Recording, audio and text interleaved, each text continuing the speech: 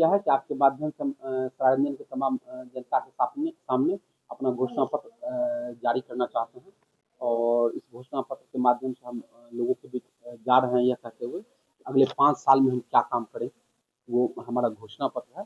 इस घोषणा पत्र में हमने इस बात का ध्यान रखा है कि महिलाओं के लिए, बच्चों के लिए, इसके अलावा जो युवा हैं उनके लिए, महिलाओं के लिए, लड़कियों के लिए, किसानों के लिए हम क्या करेंगे। ऐसा कोई भी घोषणा हम नहीं कर रहे हैं जो आप कह सकते हैं कि असंभव है या जिसको नहीं एग्जीक्यूट किया जा सकता है। हमने उन्हीं योजनाओं को शामिल किया है जिसको एग्जीक्यूट किया जा सकता है। जब हम सरायरंजन में पदयात्रा अपनी हमने निकाला था, उस दौरान हमने इस बात को चिन्हित किया था कि सरायरंजन विधानसभा में 99% ऐसे अनुसूचित जाति टोला है जहाँ संपर्क पथ नहीं है। तो वो हमारी योजना का हिस्सा है कि अगर हम बनते हैं, विधायक बनते हैं, तो हर टोले में हम संपर्क पथ योजना लाएंगे। ये अगले मानसून सत्र से पहले हम इस बात को सुनिश्चित करेंगे कि हम प्रस्ताव विधानसभा में लेकर इस बिल को हम लाएं। इसके अलावा जो चीज़ें हैं वो हम आपको बारी-बारी से बताना चाहते हैं। हमारे यहाँ मेडिकल कॉलेज है, लेकिन अभी तक फंक्शनिंग नहीं हुआ है। वेल फंक्शनिंग करके और हम इस बात को सुनिश्चित करेंगे कि सरायरंजन के अंतिम गाँव के अंतिम व्यक्ति तक अधिकतम 20 से 25 मिनट तक एम्बुलेंस पहुँचकर और उसको आपातकालीन जो स्वास्थ्य सेवा है वो हम मुहैया करा सकें। इससे हम मृत्यु दर को कम कर सकते हैं। इसके अलावा विद्यापति नगर, जिसको कहा जाता है भक्त और भगवान की मिलन स्थली, उसको हम पर्यटन स्थल के तौर पर विकसित करवाएंगे। इसके अलावा जो अभी 10th या 12th या किसी परीक्षा के पास होने पर लड़कियों को प्रोत्साहन राशि मिलती है, हम विधानसभा में इस मुद्दे को उठाएंगे कि लड़कों को भी प्रोत्साहन राशि मिलनी चाहिए। अगर सिर्फ लड़कियों के प्रोत्साहन राशि मिलने से लड़कों में थोड़ी सी नकारात्मक बात आती है और वो निराश होता है, वो हताश होता है। तो हम इस बात को सुनिश्चित सुनिश्चित करेंगे कि लड़कों को भी समान रूप से पैसा मिलना चाहिए, जो प्रोत्साहन राशि मिलनी चाहिए। इसके अलावा सरायरंजन, अब सरायरंजन को अनुमंडल बनाने का समय आ गया है। हम सरायरंजन को अनुमंडल बनाने के लिए वो हर काम करेंगे जो उसे अनुमंडल घोषित कर दे।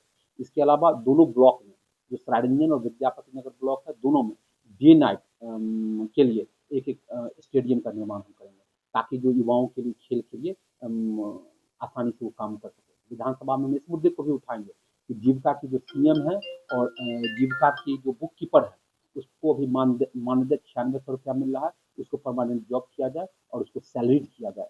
इसके अलावा जो दोनों ब्लॉक में एक-एक स्कूल और एक-एक मकतब को विधायक फंड से पैसा लगाकर हम मॉडल स्कूल और मॉडल मकतब बनाएंगे। जैसे नेतरहाट है, नवोदय है, सिमुलतला है, उस तरीके से हम करेंगे। क्योंकि मैं पूर्व में पैक्स अध्यक्ष, अभी वर्तमान में पैक्स अध्यक्ष भी हूँ, तो हमने ये बात देखा है कि पैक्स अध्यक्षों को जनप्रतिनिधि का दर्जा मिलना चाहिए। इसके अलावा जो पैक्स के प्रबंधक हैं उनको उनकी नौकरी नियमित होनी चाहिए। या कहते हुए मुझे शर्म महसूस हो रही है, लेकिन मैं इस बात को कहता हूँ कि आज़ादी के 76 साल भी सरायरंजन के हर घर तक साफ पानी नहीं पहुँच पाई है। तो हम इस बात को भी सुनिश्चित करेंगे कि हर घर तक साफ पानी पहुँचे। इसके अलावा हमारे यहाँ सार्वजनिक परिवहन की कोई व्यवस्था नहीं है।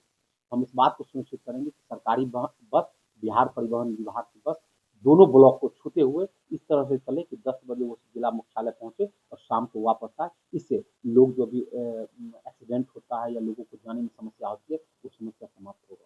हमारे यहाँ एक भी डिग्री कॉलेज नहीं है। एक डिग्री कॉलेज जो वित्त रहित है, जो संत बाबा का देन है, हम दोनों ब्लॉक में एक-एक डिग्री कॉलेज को संचालित करवाएँगे, अंगीभूत डिग्री कॉलेज शुरू करवाएँगे। इसके अलावा हम लोग का यूनिवर्सिटी जो है LNM, Lalit Narayan Mithila university, PG का कोर्स करने के लिए या किसी ऑफिशियल काम करने के लिए बच्चों को जाना पड़ता है दरभंगा। हम इस बात का प्रस्ताव लेकर आएँगे कि एलएनएम का एक्सटेंशन समस्तीपुर में हो, ताकि हमारे क्षेत्र के बच्चों को आसानी से वहाँ पहुँच हो और काम हो। इसके अलावा एक और हम ऐतिहासिक काम करने जाएँगे कि विधानसभा स्तर पर हम प्लेसमेंट सेल हर त्रैमासिक, हर 3 महीने पर हमारा प्लेसमेंट सेल का ऑफर निकलेगा, जिसमें हम बच्चों को और निजी कंपनियों को बुलाकर हम बच्चों को रोजगार का अवसर सृजित करेंगे, ताकि बच्चों को जॉब हो सके। इसके अलावा जो हमारा पीएससी है, डी-फंक्शनिंग है, हर पंचायत में पीएससी को हम फंक्शनिंग करवाएँगे।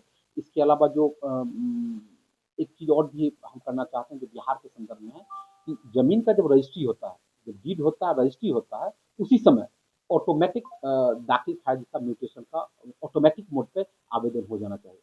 जब हम सरकार के ही एक अंक यहाँ फीस दे के रजिस्ट्री करवाते हैं, तो फिर उसे अलग से म्यूटेशन क्यों करवाना पड़ता है? तो अगर जिस समय रजिस्ट्री हुआ ऑटोमेटिक मोड पर ये व्यवस्था हो कि वो कंसर्न सीओ के यहाँ म्यूटेशन के लिए चला है और सीओ के पास 30 दिन 45 दिन की बाध्यता हो, इसमें या तो उसको एक्सेप्ट करे या उसको रिजेक्ट करे। इससे ये होगा कि भ्रष्टाचार में भी कमी आएगी और लोगों को भी समस्या जो है समाप्त हो जाएगा। इसके अलावा अभी तक हमारे पूरे विधानसभा में विधायक का न ही कोई कार्यालय है, न ही आवास है।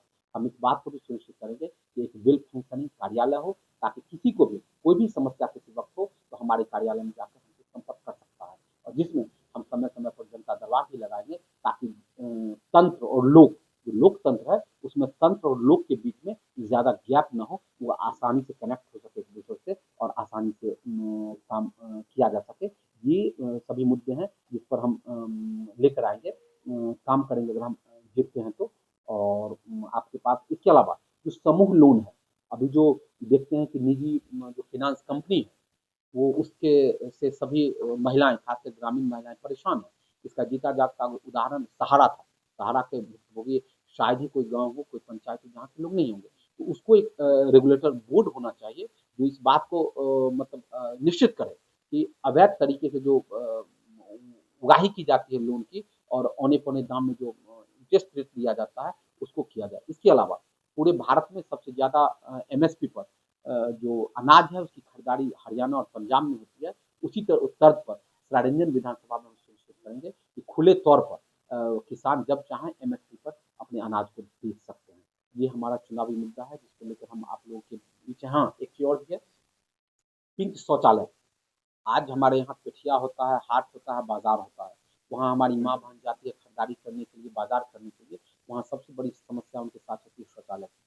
वो काफी शर्मनाक स्थिति का उनको सामना करना पड़ता है। उस तरह का जो भी पेठिया है, हाट है, वो हम अपने फंड से, विधायक निधि से इस बात को सुनिश्चित करेंगे कि हर हाट, हर बाजार, हर पेठिया में पिंक शौचालय हो, जहाँ हमारी कोई भी माँ बहन आसानी से उसका इस्तेमाल कर सकती है। ये हमारा मुद्दा है, ये हमारा घोषणा पत्र है जो लोगों के बीच लेकर हम जा रहे हैं। और आप लोग से अनुरोध करते हैं कि आप लोगों तक इस बात को पहुंचाइए, और अन्य जो उम्मीदवार हैं उनसे भी अनुरोध करेंगे कि आप भी अपना घोषणा पत्र लेकर आइए, ताकि लोगों को आपके चयन करने में सहूलियत हो।